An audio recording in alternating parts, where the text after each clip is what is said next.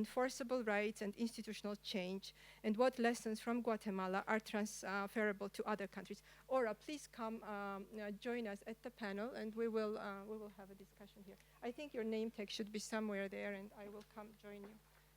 Yes, please take a seat. Or maybe you want to, okay.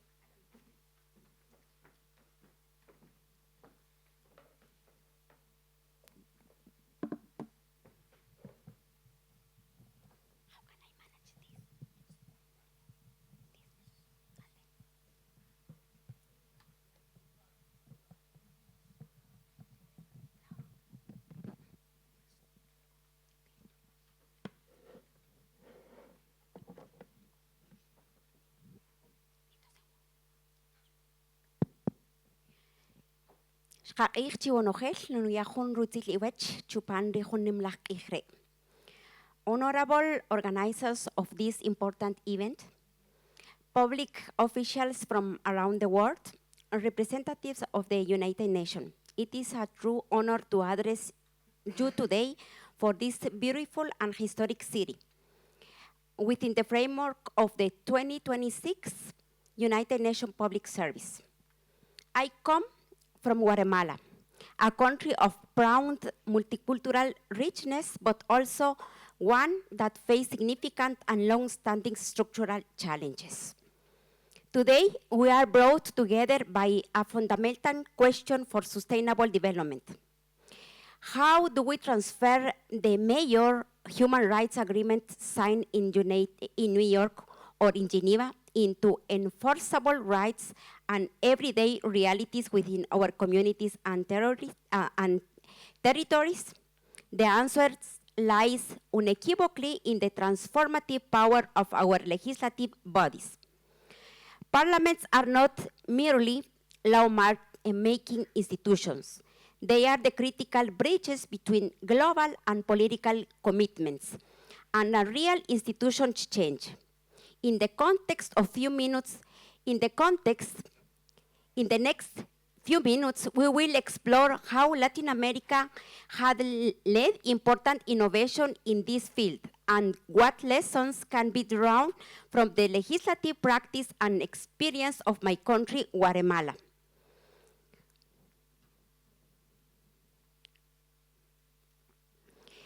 To understand where we are going, we must accurately measure where we stand today. The chart displayed on the screen presents the official SDG indicator 5.5.1A from Economic Commission for Latin America and the Caribbean, which tracks the percentage of seats held by women in national parliaments across the Latin American and the Caribbean based on the latest available data.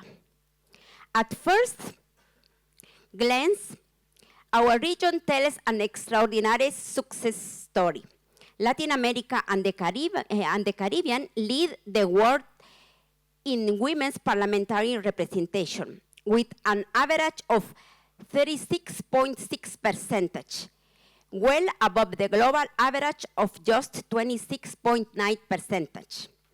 Countries such as Cuba, Nicaragua, Bolivia, and Mexico have reached and in some cases surpassed the 50% threshold. However, this chart also reveals a profound internal inequity.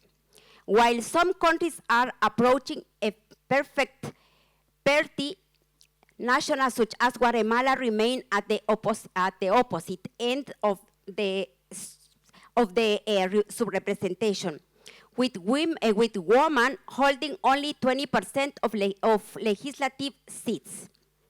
Why does this happen? Because two distinct realities coexist in Latin America: constitutional parity protected by strong electoral legislation and parity delayed by absence of mandatory quotas. The key lessons emerging from this snapshot is clear. Parity does not happen spontaneously. Parity requires deliberate electoral engineering backed by enforceable legal mandates, Without explicit quote laws, women's representation remains vulnerable and unprotected.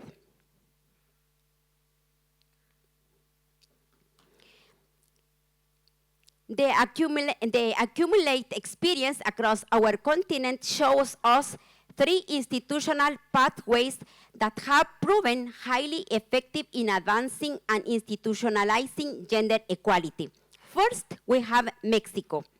Mexico demonstrated the power of constitutional safeguards through the historic parity in everything reform adopted in 2019.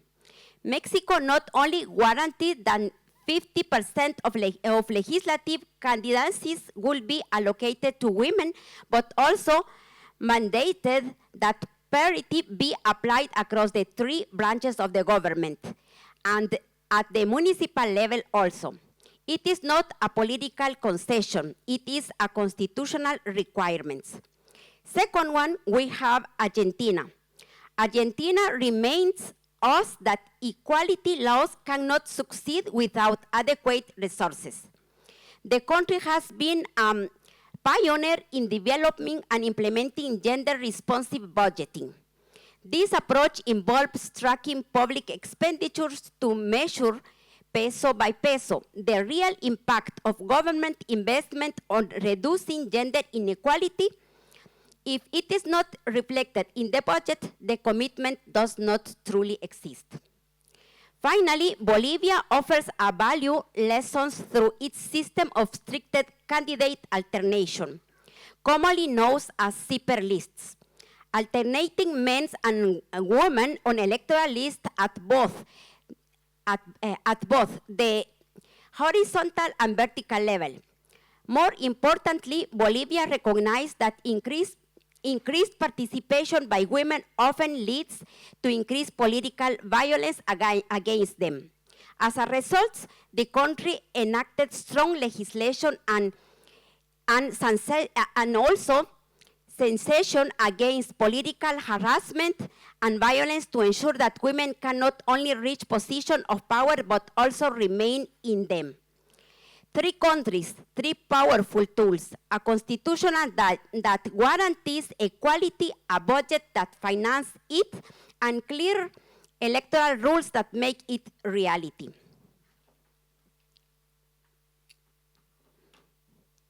Lessons from the Congress of Guatemala. What do we do in contexts such as Guatemala, where mandatory gender quote legislation has not yet been approved?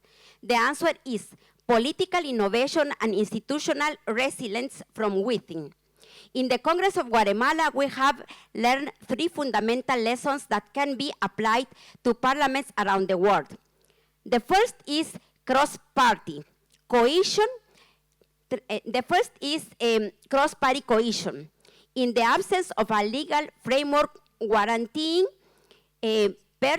parity, women legislators from different political parties, even those with fundamental opposing ideology, have come together through strategic alliances such as the Women Parliamentary Forum. We have recognized that the agenda of inequality and human rights must raise above parity lines and electoral interest. The second lesson, particularly relevant to our region, is mediation and cultural pluralism. In Guatemala, as many of you know, more than half of the population is indigenous and live in rural areas. For this reason, through the Congressional Women Commission, we have worked to territorialize the legislative debate. We can't legislate from an urban bubble in the capital city. Instead, we have brought consultation and forums to the regions, incorporating the voices of traditional midwives, community leaders, and indigenous women, ensuring that legislation responds to the realities of a multicultural society that we have in Guatemala. The third lesson is the strategic use of gender-responsive budget classification.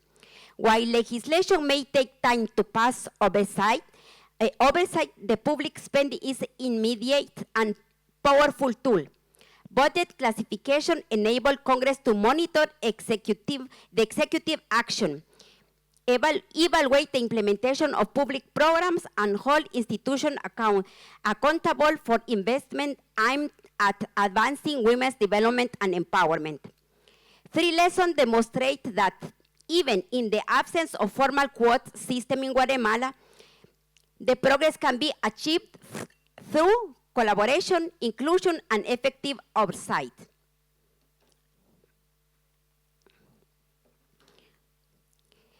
Distinguished colleagues, if we are to transform international declaration into irreversible institution change, I would like to propose 3 urgent actions for the public administration represented here today.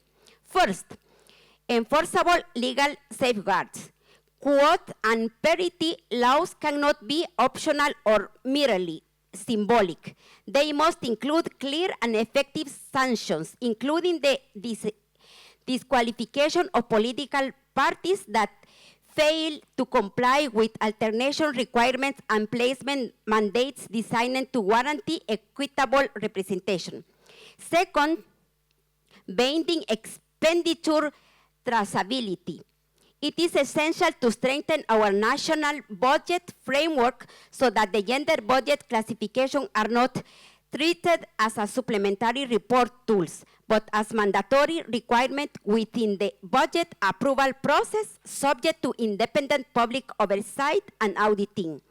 Only by tracking public expenditure, we can ensure that commitment to equality are translated into measurable, accountable. Third, no partisan technical network. The gender equality agenda cannot depend on the political party that happened to win an election.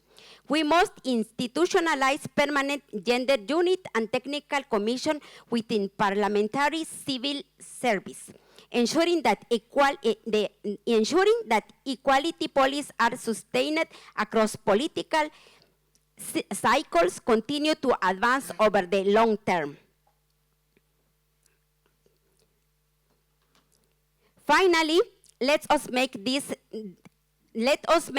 decade remembered as the period when public institutions finally translate equality into budget, into law, into daily lives of every woman and girls in our nation. Thank you. Thank you. Round of applause.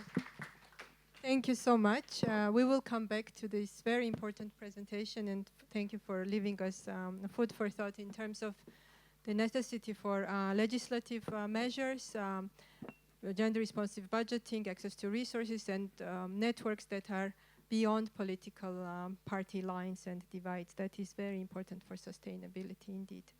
We all know that putting in place legislation, as Orals already mentioned, is not enough, and we need to transform institutions and institutional culture. So I would like to move now to our second speaker, Ms. Tatiana Kotliarenko, international expert on gender equality and institutional reform.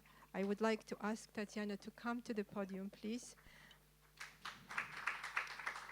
And as per the ask from the organizers, the question that we expect Tatiana to reflect is what are the key structural and institutional barriers that limit women's equal participation in public administration and leadership positions, and what reforms have proven most effective? Please, the floor is yours.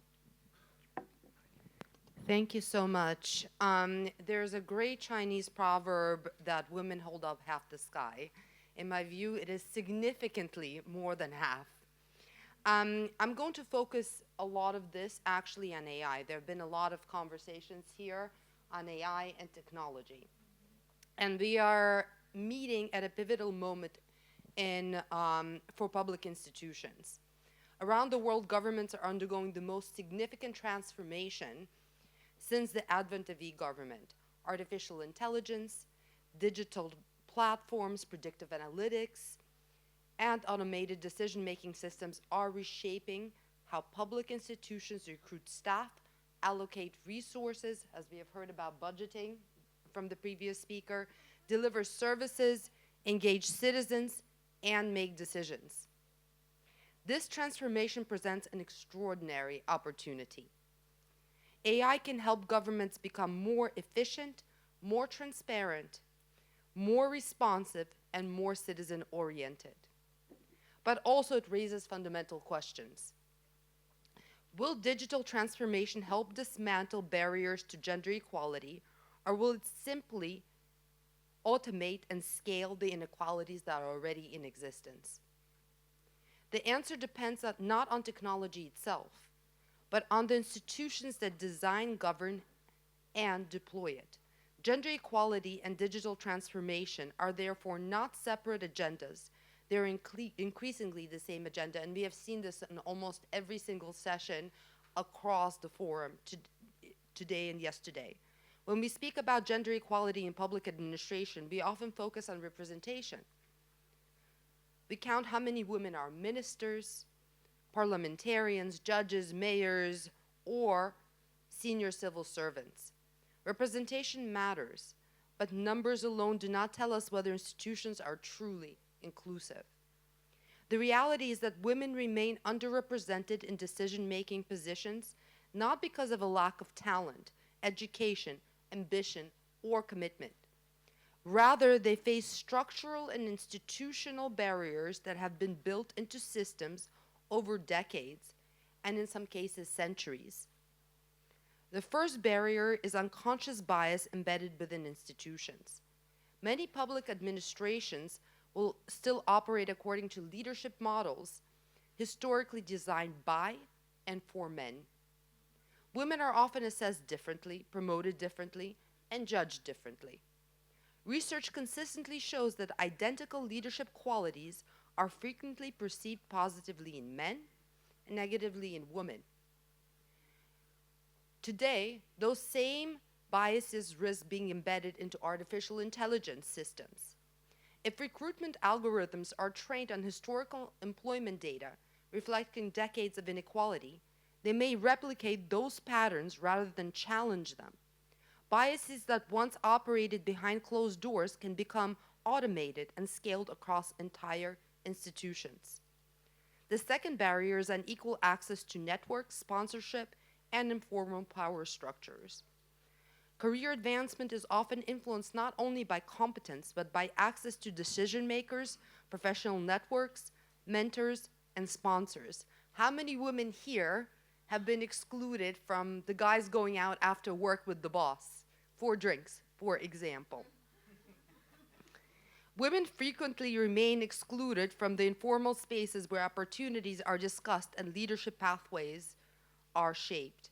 Digital transformation can help address this challenge. Online mentoring platforms, leadership networks, virtual training opportunities, and AI-enabled learning tools can demonstrate and democratize access to professional development and help remove barriers created by geography, hierarchy, or social exclusion. The third barrier is the unequal distribution of care responsibilities. And we have heard about that, from our moderator earlier on. And despite significant progress, women continue to carry a disproportionate share of unpaid care work globally. Public institutions often expect employees to conform to career models that assume uninterrupted career progression and unlimited availability.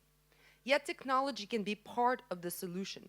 Flexible working arrangements, hybrid workplaces, digital collaboration platforms, and AI-supported productivity tools can enable more inclusive workplaces while maintaining effectiveness and accountability. The fourth barrier is the absence of data-driven governance. Too many public institutions still make decisions without adequate gender disaggregated data. As governments invest heavily in AI and digital transformation, there is an unprecedented opportunity to understand who is being recruited, promoted, retained, or left behind. AI systems can identify patterns of inequality that may otherwise remain invisible. They can reveal disparities in recruitment processes, promotion rates, pay structures, training opportunities, and leadership pathways. However, data alone does not create equality. If women are missing from data sets, decision-making processes, or technology design teams, AI systems may reinforce rather than reduce discrimination. In the digital age, data gaps become equality gaps. The fifth barrier is the persistence of discrimination, sexual harassment, and abuse of power within workplaces. Women cannot fully participate in public administration if they do not feel safe within the institution they serve. Across regions and sectors, women continue to experience harassment, discrimination, intimidation, and retaliation. Many incidents remain unreported because staff fear professional consequences, lack confidence in reporting systems, or believe that no meaningful action will be taken. This is where digital transformation can play a transformational role. Public institutions need trusted, confidential, and accessible reporting and referral mechanisms. Secure digital reporting platforms can make it easier for employees to seek help and report concerns. Anonymous reporting tools can help overcome fear of retaliation. Case management systems can ensure timely responses and accountability. Data analytics can help identify patterns of misconduct and institutional blind spots before they become systematic crises. But technology alone is not enough. Institutions must also ensure independent investigations, survivor-centered responses, protection from retaliation, clear accountability measures, and effective referral pathways to legal, psychosocial, and professional support services. Ultimately, trust is built not only by how institutions reward success, but by how they respond when people experience harm.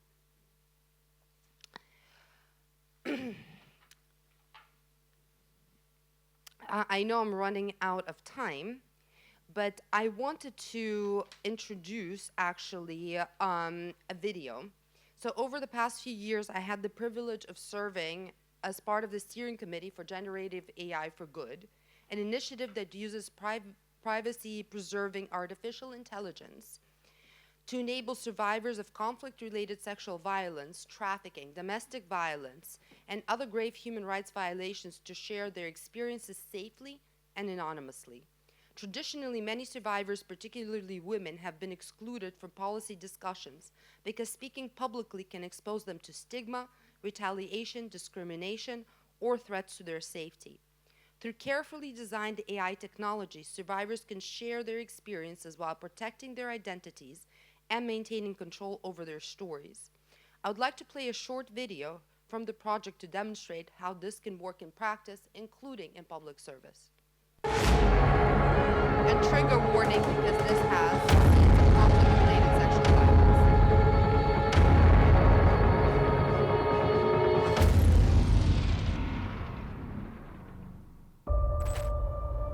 Most survivors can't show their faces. The cost is too high. Stigma, shame, even their lives.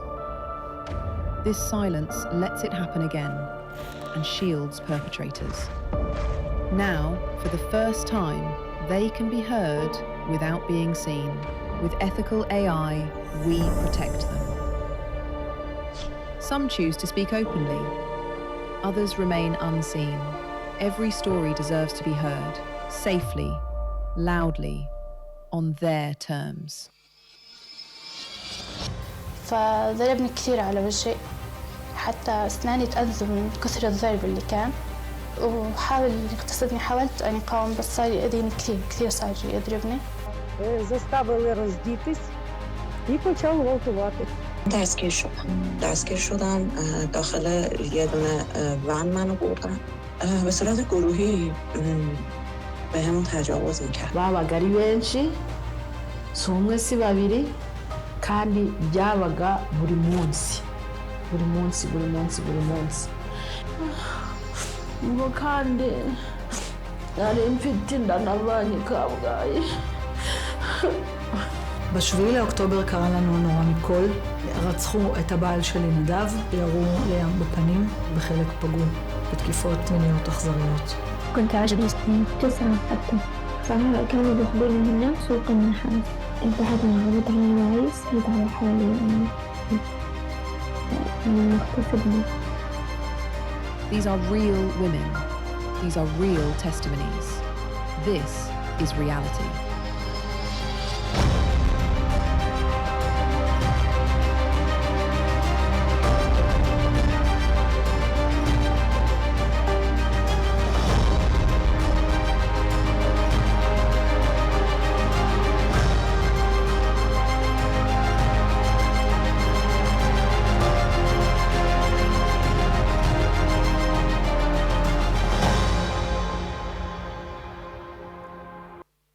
me, this project represents something larger than an innovation. It demonstrates that AI can help solve one of the oldest challenges in public administration: how to ensure that those most affected by policies are meaningfully included in shaping them.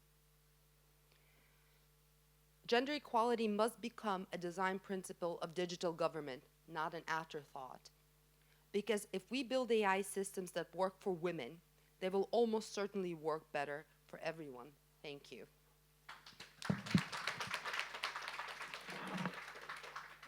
Thank you, dear Tatiana, very much for this very powerful intervention and for showing us the video. It's always very hard to see how women's bodies are becoming the battlegrounds for all these wars that we hear in the news, and they do have a human face. And so after discussing what institutions can do, intra-institutional sexual harassment mechanisms, but also how AI can be put for the benefit of the citizens and women, and now let's turn our gaze to practical experience. And so it is my great pleasure to introduce our third speaker, Ms.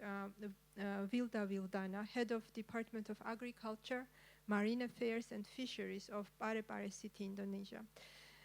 In this practice spotlight, please, Ms. Vildana, come to the podium. In this practice spotlight, Ms. Vildana will share the experience of Berdaya Sri Kandi initiative, offering a concrete example of how public administration can advance women's empowerment through culturally grounded and locally driven approaches. So we would be very interested to hear what lessons from Berdaya Sri Kandi experience can help other governments advance women's economic empowerment through public administration. The floor is yours, please.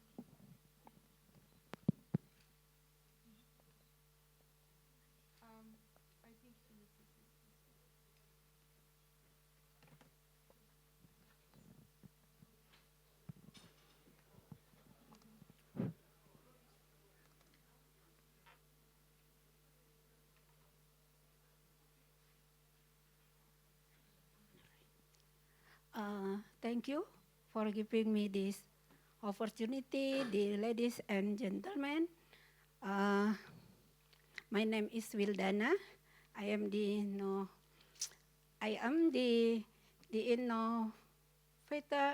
innovator of Berdaya Sri Kandi. Today, I would like to share with you how we empower cause in Parepare City.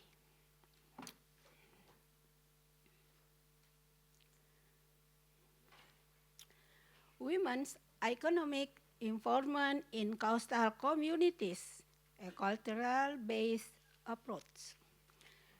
Background: the Berdaya Sri Kandi initiative was established in response to the challenging living conditions faced by coastal communities, all groups of people residing in coastal areas, who generally experience low income, limited educational attainment, and high vulnerability to health issues and poverty.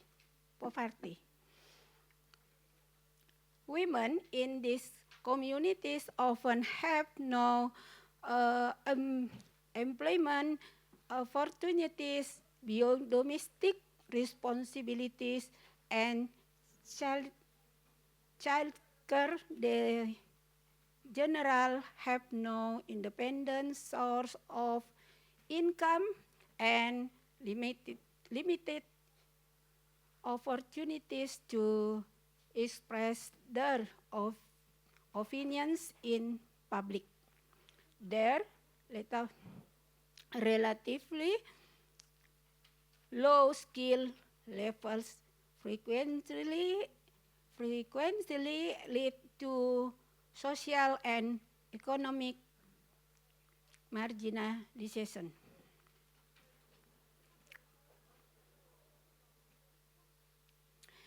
This initiative is also motivated by the situation faced by educated women, particularly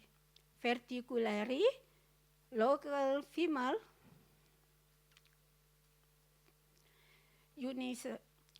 university graduates who remain unemployed after completing their studies.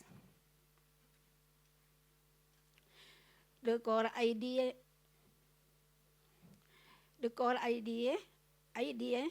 is to engage these graduates as facilitator and mentors for coastal women through an economic empowerment program.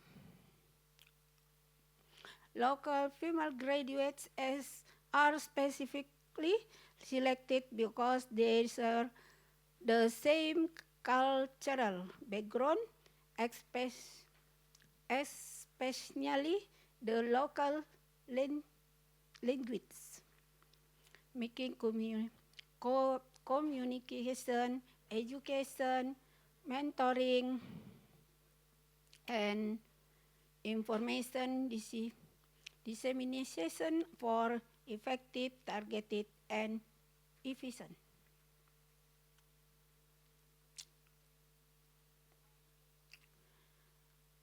Objectives. The Berdaya Sri Kandi initiative aims to improve the economic well-being of women in coastal communities. The program focuses on enabling coastal women to generate income and contribute to their household economy alongside. This economically driven initiative is based on the belief that the quality of life of coastal communities can significantly improve when household income increases.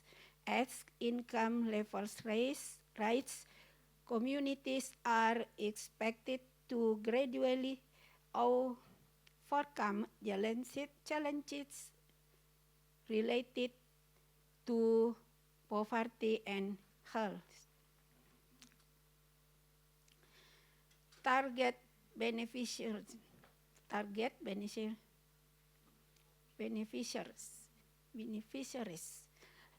The primary beneficiaries of this initiative are fishermen's wives who do not have employment while their husbands are at sea.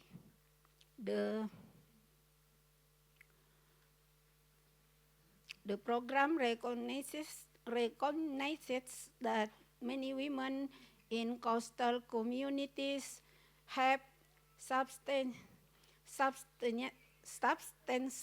unused time that has not been directed toward productive economic activities. The initiative seeks to encourage these women to utilize their available time for income-generating activities that can strengthen household earnings while supporting their families' livelihoods.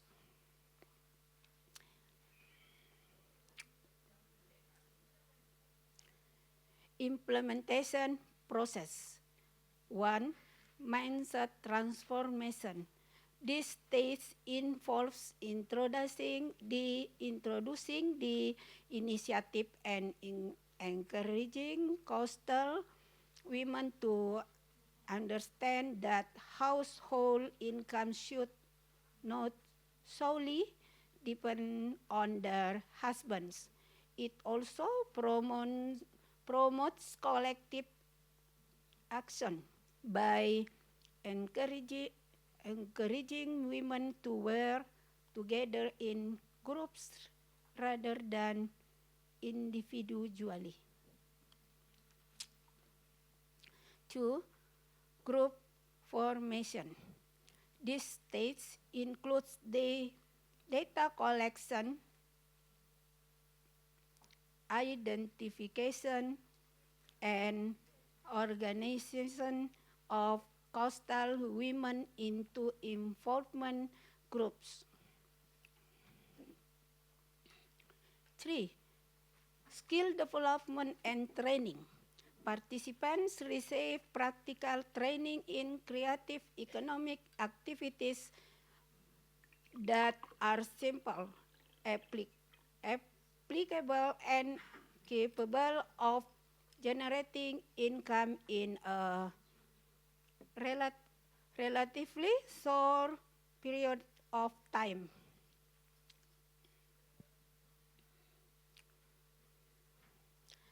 4. Mentoring and assistance. Local female graduates recruited as facilitator conducts regular field visits and provide continuous guidance throughout the production and post-production processes. 5. Production and marketing.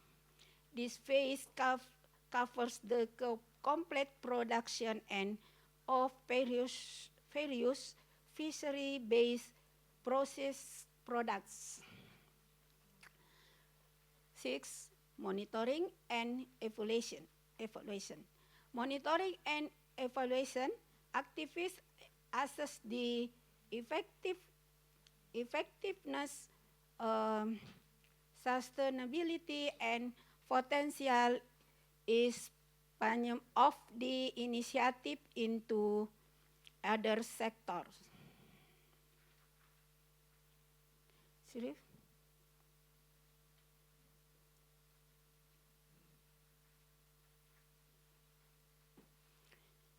Key achievements. 1. Establishment of Srikandi groups. Groups consisting of fishermen's wives without employment or income have been formed. These groups serve as platform for collective production and marketing of fishery product. 2. Strengthen women's confidence and economic participation.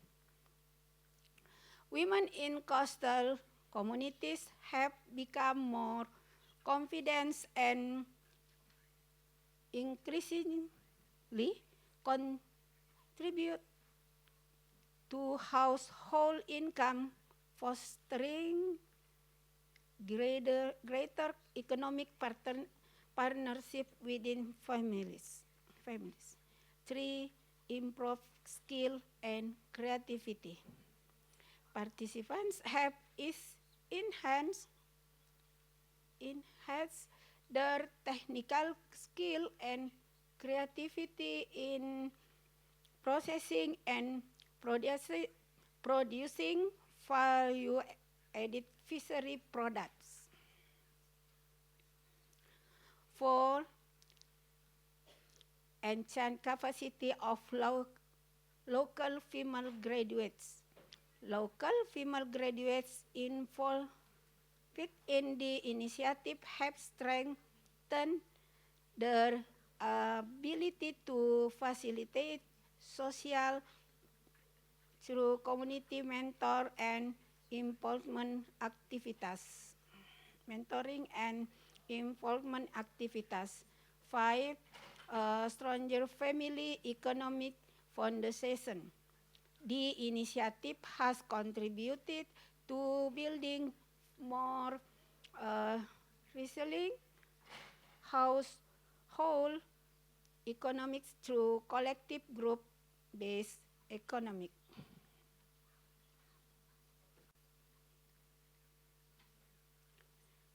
result and impacts. One, before the initiative, there were no organized group of women in coastal communities. After the initiative, a total of 40 women's groups have been established, is consistent of approximately 10 to 15 members. True, before, coastal women did not have access to income-generating employment opportunities. After the initiative, coastal women are now actively engaged in productive economic activities and have gained employment opportunities. 3, before, no production activities were undertaken by the target groups. After, total production has reached 140.95 tons of fishery-based products. 4, before, no economic value was generated from production activities. After the initiative, annual production value has reached approximately 8.7 billion IDR. 5, before the initiative, coastal women did not have independent sources of income. After the initiative, average income has reached approximately 1,750,000 LDR per participant.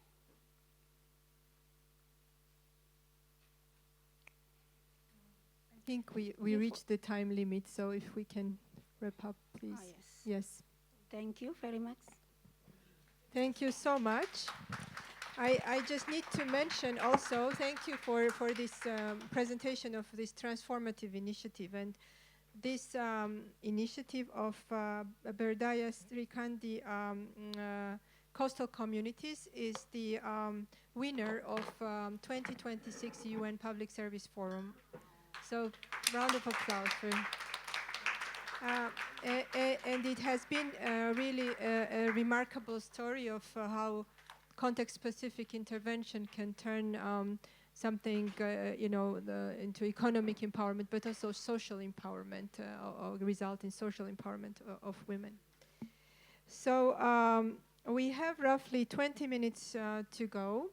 And I think we need to turn to our audience for interactive discussion and feedback. But first, let us all do our little interactive quizzes. So the question 1 that you can scan using the QR code will ask you, in your view, what is the biggest barrier to achieving gender equality in public administration and leadership? So please start scanning and answering. And it's a multi-choice question, so it's gender stereotypes or unconscious bias, lack of gender-responsive recruitment or promotion systems, insufficient work-life balance policies, most of the things that we have discussed. So let's see what our audience agrees to in terms of the barriers for women's engagement in public administration and leadership.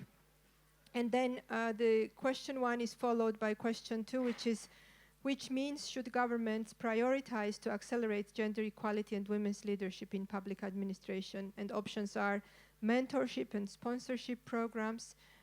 We just heard about one.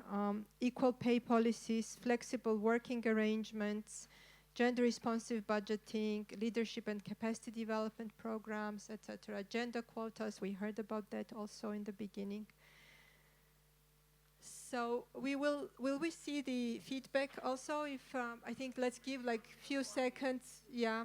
Yes.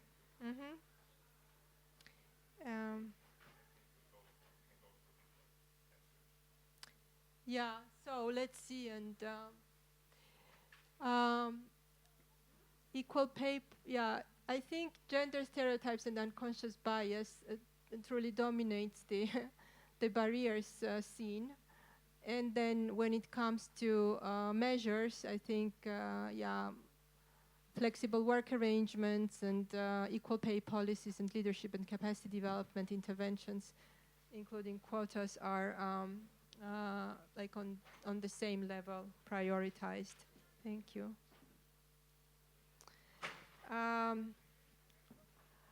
So I think we have all seen that this is quite heavily researched area, mainstreaming gender into public administration reforms and services, etc. What is lacking is really political will and decision to really address these challenges and barriers. But we would be very grateful to hear your experiences, your observations, or some ongoing initiatives, but also questions to our speakers. So please feel free now. The floor is open to the audience. If you have, yes, please. Please introduce yourself briefly and yeah, then pose a question either to the speaker, to all of them, and as you please. Thank you very much. It was, thank you very much. It was a wonderful presentation. I'm Prim Rajasurang Wongkasamakon. I'm a youth advocate and also an AI engineer, like a young woman as well, working in AI and STEM field. As you mentioned, gender stereotype and unconscious bias, like systemic barriers to women participation, has been one of the greatest barrier.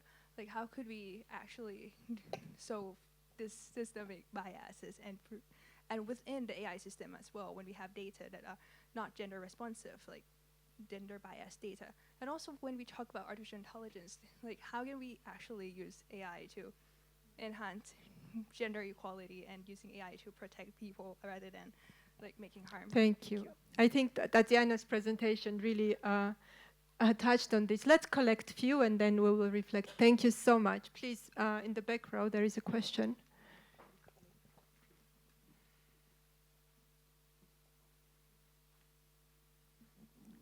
My name is Namisa Kramer, and I am from Sierra Leone. Gender, the word gender. Every presentation focused on women. Where are the men? Where are the others? We are constantly missing what gender really means. And I think we need to revisit it. My recommendation. Thank you. Thank you so much. Please, yes, we'll collect few because we are limited in time, and then we will have a round of reflections from the speakers. I just have a very simple question, and from an HR perspective, and I've been asked this question a lot, and I would like to seek the assistance of our experts here on how to answer it. The element of merit selection, how do we address that when it comes to advocating for gender balance? When we're striving for balance, but when we have to do merit-based selection also. Any more questions from the audience? Yes, dear speakers, would you like to, yeah, Tatiana, please take microphone, and then whoever wants to reflect, please, yeah. So I will just make a quick comment to the last question, because merit-based selection, and I do a lot of mentoring of specifically young women. When there is, for example, an advertisement for a job, a man that has maybe half of the listed requirements will say, okay, I can apply with confidence.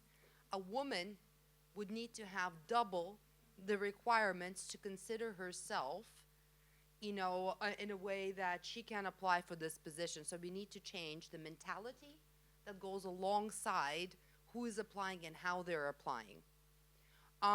With regards to AI, and there were questions on this, who is generally teaching the AI? Because if we look right now at the situation, right, AI is sexualizing children.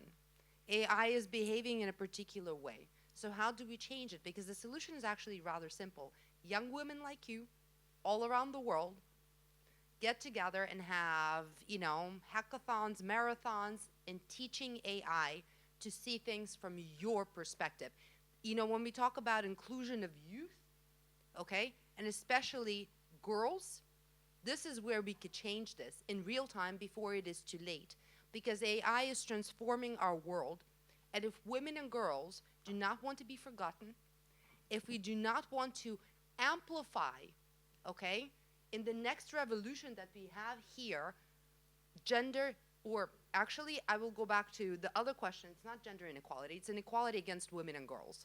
Let's just be honest here and call it what it is, because oftentimes we talk about, for example, Afghanistan, gender apartheid, but it's not gender apartheid, it is apartheid against women and girls. So if we do not want to have the next generations to come trained with biases against women and girls, young women like you around the world should get together and change that.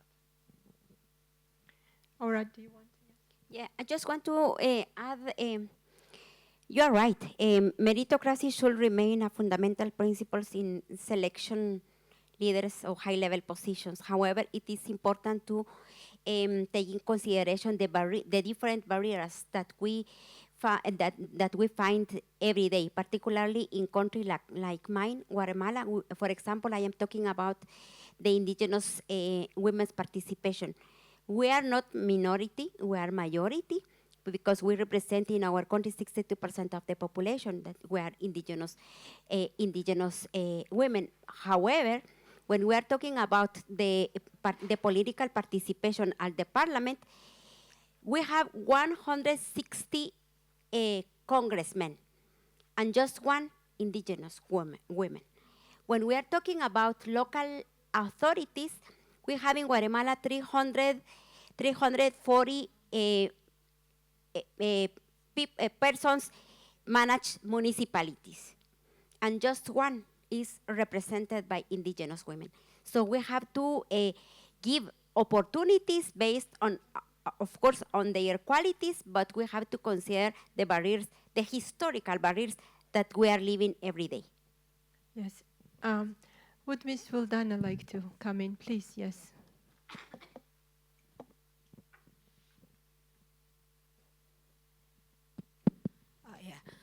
Bahwa untuk kaum perempuan, kami di Parepare di Sulawesi Selatan berkomitmen untuk memberi kesempatan yang seluas-luasnya kepada kaum perempuan untuk bagaimana sejajar dengan kaum laki-laki.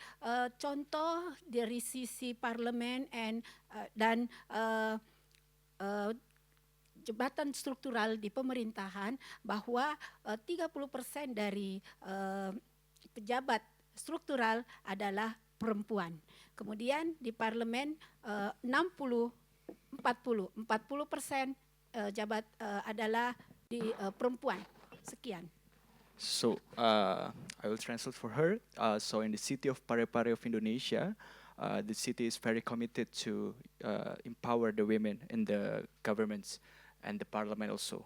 For example, in the governments, most of the senior, not most, I don't say most, but 30% of seniors officials is women. There are a quota for that, as we discussed before. And then in the parliament, it's 40%. The parliament is women, it's a women representative. So that's showing how we commit to empower women in the governments and in the policy making process. Thank you so much.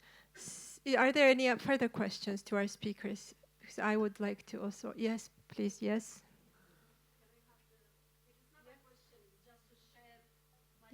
Yes, please. If it's brief. I will try. I spent my whole career in a ministry dealing with men, with home affairs. Let me share with you an example. I was pregnant. I left my job for the pregnancy and delivery, and I have worked for my boss for 17 years. The first to come and the last one to leave. When I come back, there was a change of the boss. Another one is coming, and he was introducing the staff to the newly Secretary General. So he started, and I was the only woman. So he started by men. This one is very professional, very serious, very, this one. And I was the last one. And this is Miss Zarouk. She came from her pregnancy. This is what this is about, mentalities. So whatsoever is your position, you have to deal with that. And the context matter. You cannot change mentalities quickly. Yeah. So we need to create this enabling environment, supporting, motivating, and women, when they reach the leadership position, they need support. Otherwise, as said by Ms. Michelle Bachelet, the current candidate for SG position in UN, one day they found themselves in the hospital. You have to support all this challenging context, and you need support from your family, from your husband, from your relative, from your family-in-law, from your colleagues, from your bosses. Otherwise, one day you say, I don't need this position anyway. I just want to stay home, to take care of myself, and to care of my children and my husband. So the holistic approach is very important. I will go to this second, leadership and capacity development. I got an award from UN in 2013 for mainstreaming gender in capacity building. So I know what it's about. It is not only training, it's really a very diverse methodology. Networking, capacity building, mentorship, access to information. Because sometimes, and this is how I managed to have this award, I have a program about management. When I go as director and later as governor to open any seminar, there was only men. So I asked the officer, a man, what is wrong? I don't see women in the class. He gave me all the reasons and arguments. They don't want, they have children, their husband doesn't want. So one day I say, please, I want to listen myself to this woman. So I invite all these women, why you don't want to go to be trained? It's good for you, for your career. You will not believe what they say to me. We don't have any information about this program. So the first thing I did is to ask for data. I contacted the 26th directorate. Please give me the list of the women you have in your directorate. And I start contacting them directly while writing officially to their bosses. Because you can invite a man for a training, he has just to put his suit and he can go. It is not the same case for a woman. She needs to take care of the house, who will take care of the children, etc., etc. She needs access to information. It's very important. And then you need to listen to her. What are her priorities? Maybe it's finance, it's leadership, whatsoever. So this is what I want to share with you. It cannot be done like that, to have women comfortable in leadership position.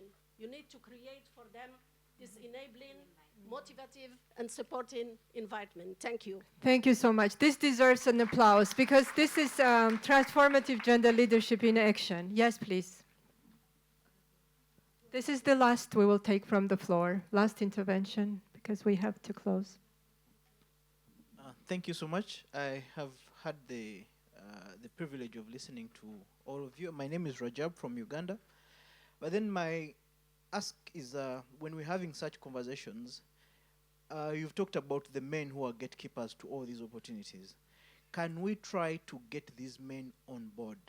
Because some of them are doing it unconsciously. Like, she's coming from maternity leave. And to him, it's not even, he's not insulting you. But that is what he is, and that is what he has grown to know. So can we bring more men to the table where such are discussed? Because if you look, sometimes the women are not a threat to a fellow woman, but it's me who is a threat to you. It's me who is going to block your opportunities. It's me who is not going to give you the opportunity that I'm going to give to a fellow man. So if we're having such conversations, let's just not have the women speaking about the women, but also bring in the men to speak about the women, because we are the problem. They may not be a problem to one another. Thank you. Thank you so much. This is actually the truth, and finding male champions and allies is a big direction in current feminism, actually. And thank you for that. And we have, this. I think this discussion we can continue for days, because we all have something to contribute to it, but we have to close, unfortunately. We have one last question, which is a qualitative question. If you scan the QR code, you can answer that if you want. This will help the organizers to write the report. So what do you think is the most urgent action governments must take to advance gender equality in public administration to accelerate progress towards 2030 agenda? This is the question. And yes, I cannot thank enough our distinguished speakers for their valuable insights. And this is a very complicated area of work. From someone who works for UN Women, I know it, because we are trying to transform patriarchy while we are part of it.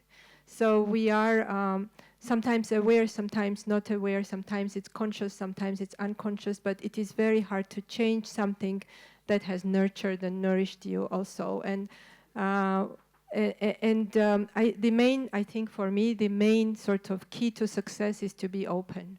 To be open, to discuss, to listen, to hear, and then change happens. Because everybody, if you're open, you start seeing injustices and unfairness, how life and how society norms, expectations, and stereotypes, etc., biases treat. And actually, this is detrimental for our societies and our development. Gender inequalities, as often we say in the UN, is a central core to the development, sustainable development.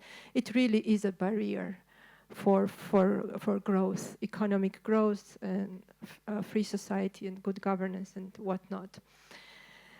Okay, so this closes it. Thank you so much. And organizers have asked me, or maybe you take the floor for the forum evaluation. Yes, please. Thank you very much. Let's give them a big round of applause. We have the evaluation survey up on the screen right now. It would be appreciated if you could scan the QR code and please share with us your feedback. The buses for the study tour will be leaving at 5:30 p.m., so we will be very efficient with the closing session. So now it is my great privilege. So now we will move into the closing session. Let us take a, let's, yes. So I have the greatest privilege to invite the workshop rapporteur to provide a summary of the discussions of the past 2 days with policy recommendations and the way forward. Ms. Pumla Nleko is the Director for Africa Affairs at the National School of Government in South Africa. Ms. Nleko, the floor is yours.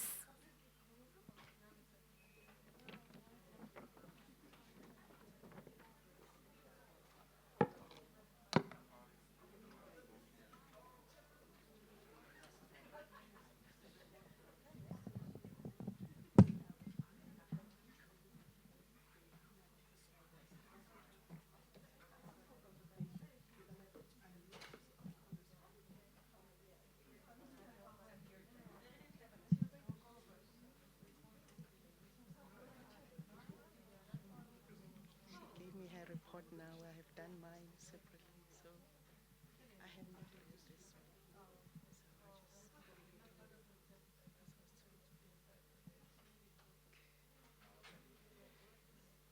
Thank you, Shelley. Good afternoon, distinguished participants, ladies and gentlemen. I have the pleasure to present to you the summary of the discussions for all the 5 sessions of Workshop 1. Their overall message is to advance inclusive public administration through digital inclusion and participatory governance. Government should, one, embed strategic foresight into public institutions to anticipate exclusion risks and build adaptive, inclusive, and future-ready governance. Secondly, the workshop also deliberated on empowering local governments with the resources, capacities, coordination mechanisms, and human capital needed to turn national priorities into responsive local action. Participants will recall the examples that we were provided during session 1 and 2 of what these other countries are doing. And then the third one was to deliver a seamless and user-friendly and inclusive digital services at national and local levels, shaped through meaningful engagement with youth, women and girls, and persons with disabilities and rural populations. The fourth recommendation is to institutionalize youth participation by creating formal mechanisms for young people to serve as digital advisors and co-design public policies and services for their government. And then the next one is to design digital public services with people, not only for them, by engaging communities from the start so services respond to real needs and leave no one behind, as that's the main principle of the United Nations Sustainable Development Goal. And then transform institutional mindsets, embed gender equality across public administration systems, and move from commitments to concrete reforms and practical innovations that deliver inclusive, effective, and future-ready public service.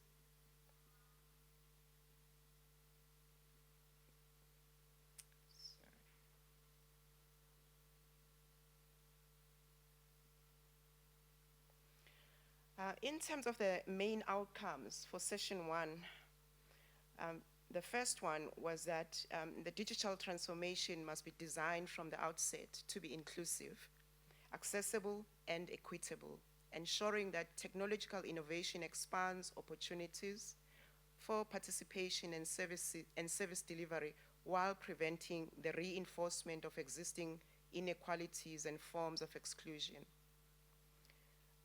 The second outcome was the effective and legitimate governance requires institutionalized mechanisms for meaningful citizen participation, particularly for marginalized and undeserved groups, alongside strengthened roles for local government and multi-stakeholder engagement in shaping responsive public policies and services. The third one was the peer learning and knowledge exchange and cross-sector collaboration are essential for translating innovative ideas into practical, scalable governance solutions, while sustained partnerships and follow-up actions are critical for achieving measurable and lasting improvements in public administration and service delivery. Lastly, under session 1, the emphasis was also put on public institutions that must adopt anticipatory and future-oriented approaches to governance by integrating evidence-based policymaking, foresight, stakeholder engagement, capacity development, legislative adaptation, and cross-sector coordination. All these elements are necessary to strengthen resilience and preparedness for emerging technological, environmental, and geopolitical challenges. During session 2,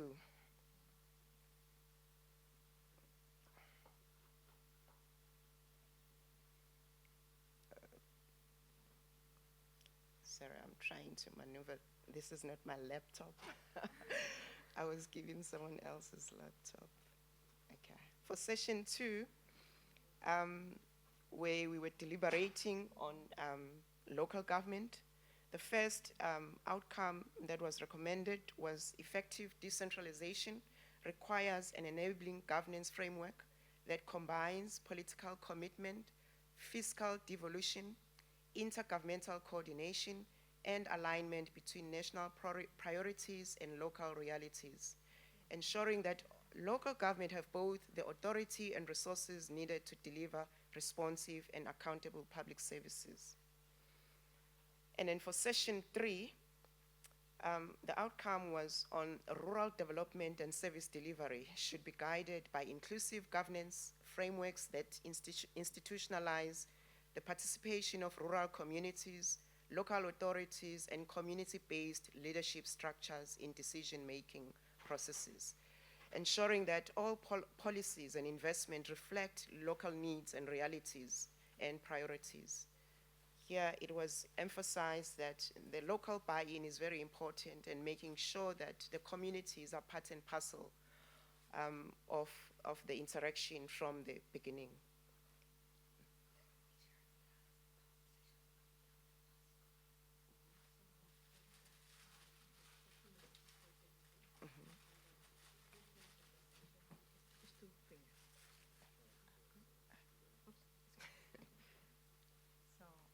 Sorry about that. Let me just go straight. Four. Only 1 point, maybe. I have done 1 point. So yeah, session 4 now. You can move here. On session 4, one recommendation was on digital inclusion should move beyond connectivity and access to encompass skills development, digital and AR literacy, mentorship, safety, and meaningful participation, ensuring that all people, particularly youth, can effectively benefit from and contribute to digital transformation. And then the last session,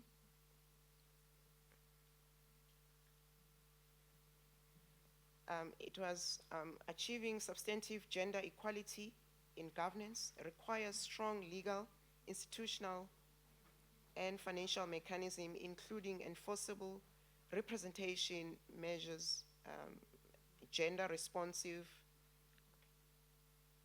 budgeting, protection from political violence, and targeted interventions that address structural barriers to women's participation and leadership. So in conclusion, I think the session really deliberated on all these issues, and there were also cross-cutting outcomes that came from all the sessions. And I think the common theme that was communicated by all the speakers and in all the sessions was that participation should not only be symbolic and just not be a tokenism for the community, but they must be involved from the onset to make public administration much more accessible and service delivery. Thank you.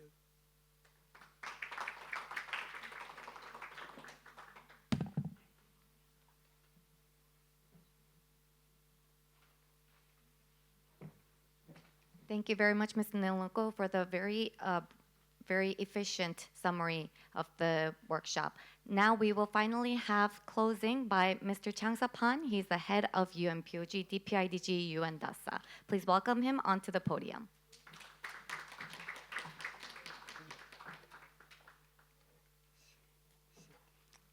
We don't have enough time, so distinct participants, as we bring this workshop to a close, allow me to reflect on a simple yet but powerful message that has emerged throughout our discussions. Inclusion does not happen by chance, it happens by design. So before concluding, I would like to express my sincere appreciation to the Ministry of Justice of the Government of Georgia and to all speakers, moderators, participants, and partners for your valuable contributions, active engagement, and commitment throughout this workshop. I wish you a safe travels and every success in your important work ahead. Thank you very much.